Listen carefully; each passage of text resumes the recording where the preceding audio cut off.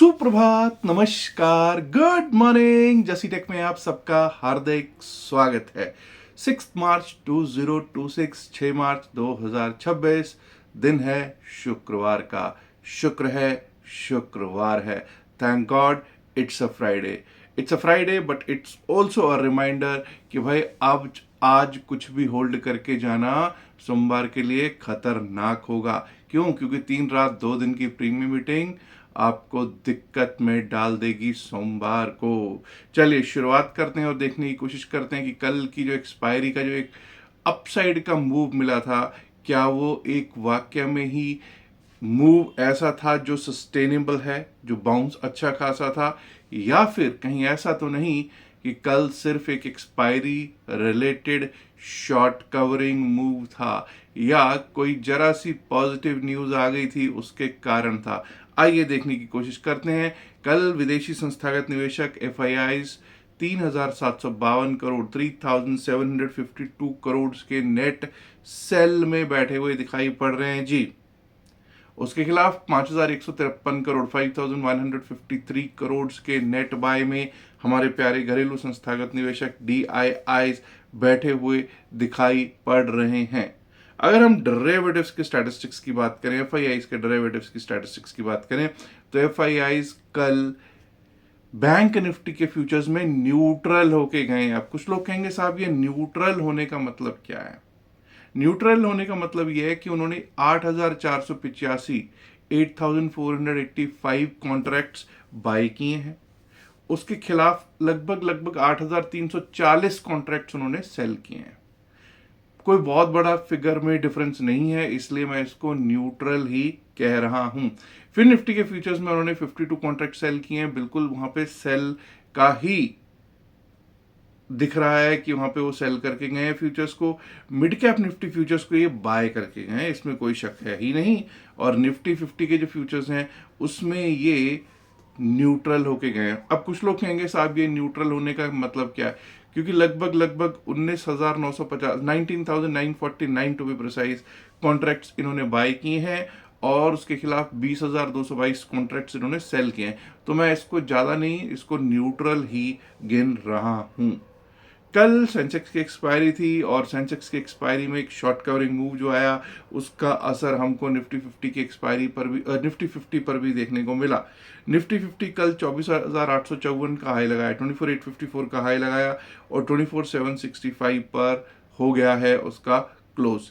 Anyways, अब हमारे लिए क्या सिचुएशन है? हमारे लिए सिचुएशन ये है कि 2 पॉइंट्स ले लीजिए, 24,700 24,800, 24,700 24,800। 24,800 के ऊपर ही हम अपसाइड के बारे में सोचेंगे और 24,700 के नीचे हमारे लिए डाउन साइड खुल जाएगी। पहले अपसाइड की बात कर लें कि अपसाइड का क्या सीन है। 24,800 24,800 के ऊपर अगर हम चलना स्टार्ट करते हैं, टिकना स्टार्ट करते हैं, तो अपसाइड का रुख मिल सकता है जो 24,854 की तरफ लेके जा सकता है, 24,854 की तरफ लेकर जा सकता है। और अगर उसके ऊपर भी गए तो 24,900 901 24,900 901 and above that we might be able to see 24,964 और उसके ऊपर 25,000, 24,964 और 25,000। अब रीजन इसका क्या है जी? अपसाइड अगर जाती है तो क्या रीजन होगा? कोई ना कोई न्यूज ही रीजन होगी, कोई ना कोई खबर अच्छी आएगी तो ही अपसाइड। क्योंकि आज की डेट में तो एक ही इंडिकेटर है, वो है ट्रंप इंडिकेटर, वो है यूएस इंडिकेटर कि वो यूएस वाले क्या कर रहे हैं। बेसिकली तो ट्रंप इंडिकेटर ही है।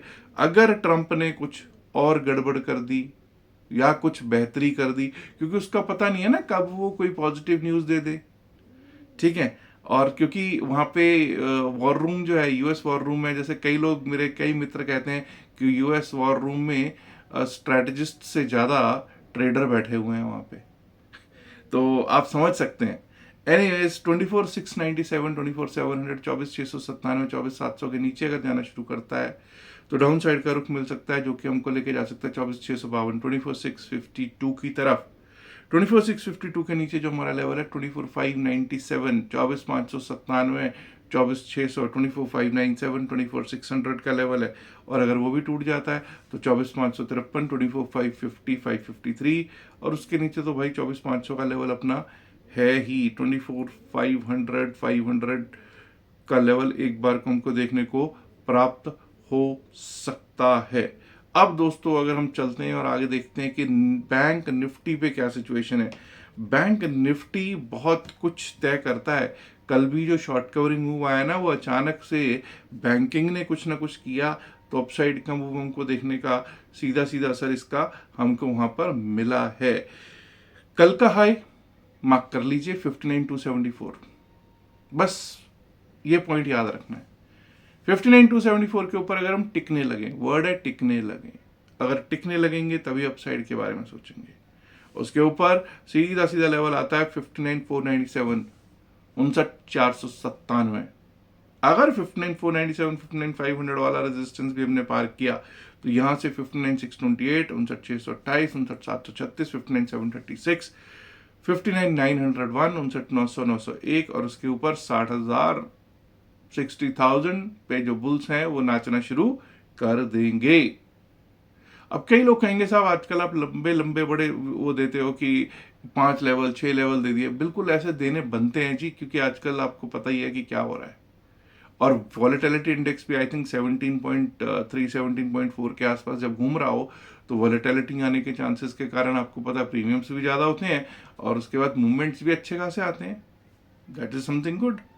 डाउन साइड की बात भी कर लेनी यहाँ पर जरूरी है। अब देखिए 59,055 पे तो हम कल क्लोज हैं, 59,055, 58,895, 58,895, 896 अगर टूटता है, यहां से नीचे जाना शुरू किया तो दिक्कत भरा सबब 58,784, 58,784 और वो भी टूटा तो 58,628, 58,628 और उसके नीचे 58,506, 58,506 which is yesterday's low also on bank Nifty.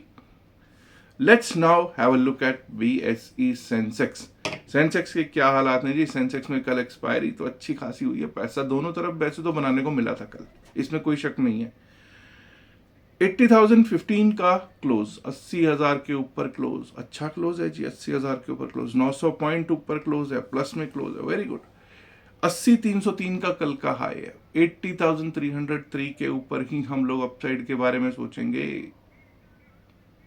80,303 के ऊपर टिकने लगे तो हमारे लिए रास्ता खुला है 80,500 का, 80,500 का रास्ता।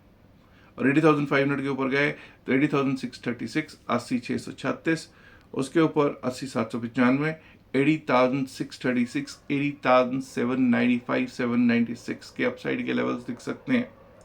वहीं अगर हम बात करें डाउन साइड की, तो अगर 79,770, 771 के नीचे जाना शुरू कर दिया, 79,771 अगर उसके नीचे जाना शुरू कर दिया तो दिक्कत दिक्कत दिक्कत 79,655, 79,655 और वो फिर तो आपको पता ही है कि वही रास्ता जो नीचे वाला है वो तैयार हो जाएगा।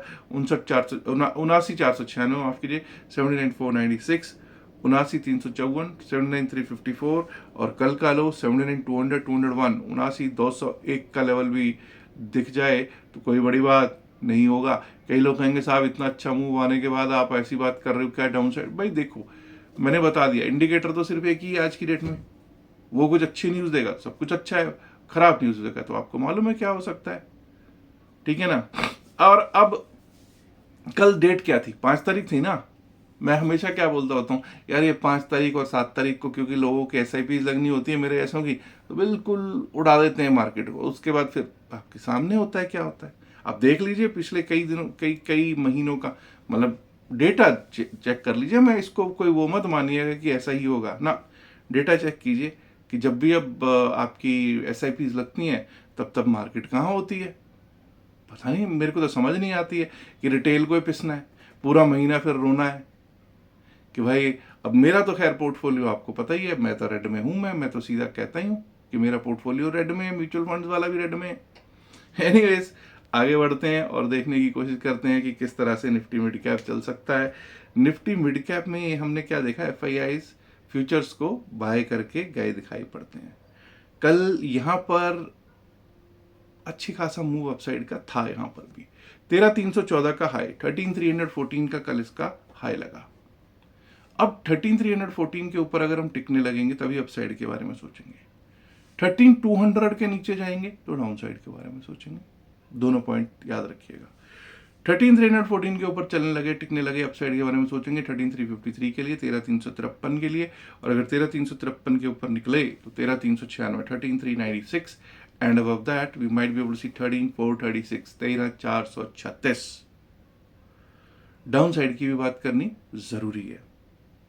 13,200 के नीचे निकले 13,162, 13,162, और अगर वो भी टूटता है तो 13,107, 13,107। अब इससे पहले कि मैं फिन निफ्टी पर बात करूं, मैं ये बता देना चाहता हूं कि अगर आपने अभी तक हमारा टेलीग्राम चैनल ज्वाइन नहीं किया है तो डिस्क्रिप्शन में pin message of the video में टेलीग्राम चैनल का लिंक दे रखा है, वहां से आप ज्वाइन कर सकते हैं। बाकी अगर आप सर्च भी करोगे जैसी टेक, तो बहुत सारे टेलीग्राम पे अगर आप सर्च मारने जाओगे ना, बहुत सारे चैनल्स आएंगे, लेकिन ये वाला चैनल आपको वहां नहीं मिलेगा, because this is a private channel, और वहां पे जो पब्लिक चैनल है वो सब के सब फेक्स हैं। मेरा कोई पब्लिक चैनल नहीं है, कोई पब्लिक ग्रुप नहीं है, तो उन ग्रुप्स में जुड़ने से बचिएगा। हाँ, जो लिंक यहाँ दे रखा है इसी से आप जुड़ सकते हैं। चलिए दोस्तों, अब बात कर लेते हैं जरा फिन निफ्टी की। फिन निफ्टी भाई क्या सीन चल रहा है Fin Nifty. Nifty financial services index की अगर बात करेंगे तो दोस्तों कल 27,235 पे क्लोज हुआ, 27,235 पे। अब यहां से ना अपसाइड का रुख बड़ा पास में ही है।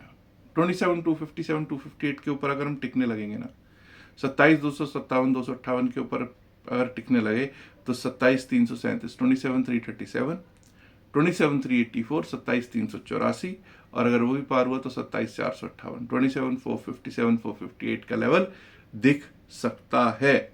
वहीं दोस्तों अगर हम डाउन साइड की बात करेंगे, 27,150 टूटा, 27,150 टूटा तो 27,080, 27,080, 27,021, 27,021, और उसके नीचे गए तो 26,953, 26,950, 953 के levels on Nifty fin service आ सकते हैं। अब दोस्तों ये बात हुई Nifty 50, bank Nifty, fin Nifty, mid cap और सेंसेक्स के लेवल्स की। वोलेटिलिटी इंडेक्स जो है 17, 17.5 के आसपास है, बहुत ज़्यादा तेज है, और आपको पता ही है यूएस ईरान वॉर का अभी कोई ऐसा दिख नहीं रहा कि भाई बंद हो जाएगी, कोई ऐसा नहीं आसार नजर आ रहे, क्योंकि जिस दिन ये जो यूएस ने स्टार्ट किया, जिस दिन खमेनेई जो थे उनको, अयतुल्ला खमेनेई को ख़त्म किया, ठीक है, उनकी पूरी टीम को, रादर जो लीडरशिप टीम थी उनको ख़त्म किया, उसी दिन हम लोग कुछ लोगों ने डिस्कस किया कि भाई यार अब ये बातचीत करेंगे तो किससे करेंगे। और उसके बाद आप लोगों ने देखा कि ईरान की एक दो जो लीडर्स जो हैं, जिनकी कितनी वैल्यू है मुझे नहीं पता, या उनको यूएस कितना वैल्यू देगा ये नहीं मुझे पता, लेकिन उन्होंने भी कहना शुरू कर दिया कि जो उनकी फोर्सेस हैं वो इंडिपेंडेंट हो गई हैं, because there is no leadership. So in Iran it's like there is no leadership and the units are independent. तो अभी वो कहीं पे भी फायर हो रहे हैं, सब कुछ हो रहे हैं, और शायद यूएस को भी इस बात का अंदेशा था या नहीं था कि इतने दिन वो खींचेंगे, लेकिन अब ट्रंप साहब ने भी कहना शुरू कर दिया है कि भाई ये कुछ दिन और चल सकता है अभी युद्ध, because Iran will be all out, Iran is already all out, और ईरान नहीं मान रहा है, ठीक है ना। जबकि यूएस अभी क्या कह रहा है, यूएस कह रहा है कि ईरान ने कहा है कि हमारे से बातचीत करो, लेकिन हम बात नहीं करने वाले, और उधर ईरान क्या आती है कि हमने तो कहा ही नहीं भाई ऐसा कुछ भी, हम तो बातचीत के लिए तैयार ही नहीं है। तो अभी लेट्स सी क्या होता है, but good sense should prevail, जैसा मैं हमेशा कहता हूँ गुड सेंस शुड प्रिवेल।